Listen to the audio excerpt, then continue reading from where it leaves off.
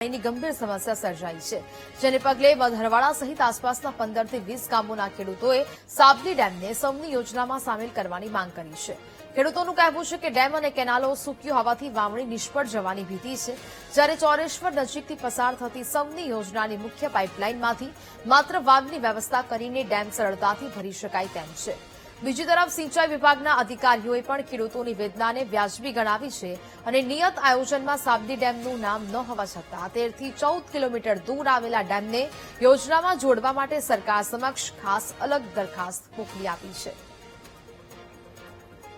7 kilometre સુધી તમને પાણી છોડી શકે તો અમારે સોરેશ્વર વાલ મૂકેલો છે, ત્યાંથી અમારી નદી 14 કિલોમીટર થાય છે। અમારી નદીમાં જ વાલ મૂકેલો છે, પણ ડેમ 14 કિલોમીટર થાય છે, તો 14 કિલોમીટરમાં ન આપી શકે। 7 કિલોમીટર હોય તો તમને પાણીની યોજનાનો લાભ મળી શકે। એટલે અમે હજી સરકારને રજૂઆત કરીએ કે ભાઈ અમારે ઓછામાં ઓછા 15 થી 20 ગામો કે મગરવાડા, ડેરવાણ, માણેકવાડા, સેંદેડા, અગતરાય, પસવારિયા, મંગલપુર એ બધા ગામોને ખૂબ લાભ મળે અને આ વરસાદ ઓછો થાય કે મોડો આવેલો થાય તો પણ ખેડૂતોને કઈ તકલીફ ન પડે। તો એક અમારા ડેમમાં પાણીની જોગવાઈ કરી દે સૌની યોજનામાંથી તો અમારા 15 થી 20 ગામના ખેડૂતોને ખૂબ ફાયદો થાય। અમારો પ્રશ્ન છે કે સાબલી ડેમને સૌની યોજનામાં જોડવામાં આવે તો મોટા ગામને ફાયદો થાય એમ છે અને સોરેશ્વર પાસેથી પાઇપલાઇન નીકળેલ છે, તો ત્યાંથી સાબલી ડેમમાં પાણી નાખવામાં પણ વાલ મૂકી દે તો સહેલું પડે એવું છે।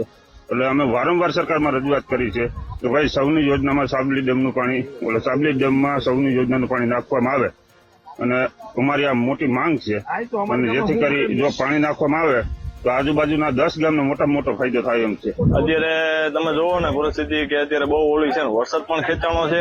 અત્યારે અમારી માંગ એવી છે કે સૌની યોજનાનું પાણી જો ખોરાસા સાબલી નદીમાં ડેમમાં પાણી આવે તો અમારા ખેડૂતોને અત્યારે મોટો લાભ થાય એમ છે, પણ જયારે પાણી છોડે છે ત્યારે તો શું છે પાણી બધે વિસ્તારમાં હોય છે। અત્યારે પાણીની બહુ પ્રોબ્લેમ છે। અત્યારે અમારે અહીંયા કેનાલ પણ નીકળેલી છે, પણ પાણી છે જ નહીં, પાણી આવતું નથી તો શું કરવું એમ।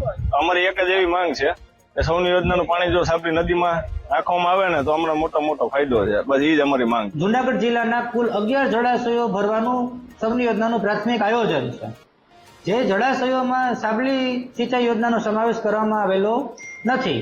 હાલ સરકાર શ્રી દ્વારા પરિપત્ર કરીને જણાવવામાં આવેલું છે કે સૌની યોજનાની મુખ્ય લાઈન પસાર થતી હોય તેની નદીની હોકળાને મારફતે 7 કિલોમીટરની ત્રિજ્યામાં આવતા તળાવો, જળાશયો સ્કાવરવાલ મારફતે ફિલઅપ થતા હોય તો એની માહિતી મંગાવવામાં આવેલી છે।